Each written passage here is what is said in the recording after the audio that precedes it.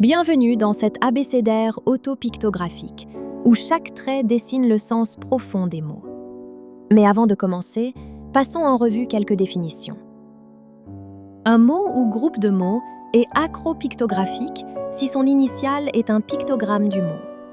Par exemple, le mot composé demi-lune est acropictographique car son initiale, D, est pictogramme de ce mot, car elle fait penser à une demi-lune.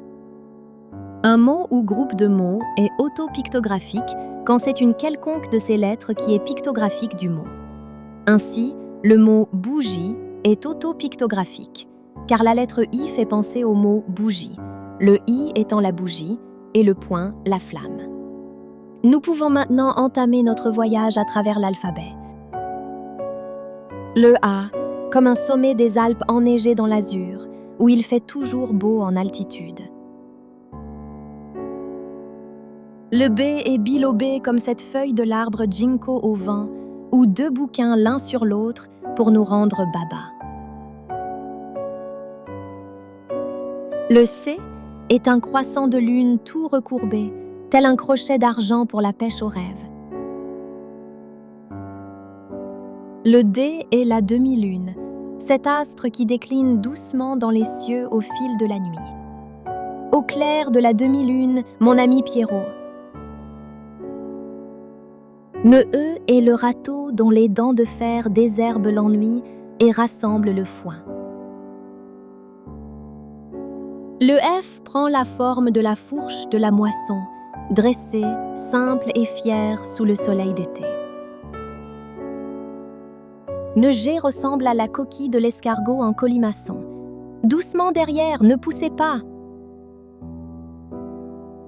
Le H est la haie pour l'équitation, ou cette échelle a un barreau dont les autres se sont mystérieusement envolés. Le I est droit comme une bougie, une flamme qui danse pour un anniversaire tant attendu, ou bien index. Le J est la jambe recourbée du parapluie attendant l'averse. Dansons sous la pluie. Le K est le karatéka debout, la jambe en avant et le bras levé vers le ciel du Japon. Banzai!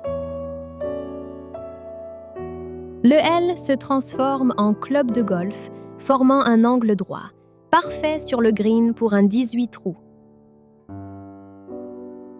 Le M est la montagne aux deux sommets jumeaux, chantant « La la la itou ». Le N forme le toit dentelé de l'usine, dont la cheminée s'évapore en nuages. Au turbin!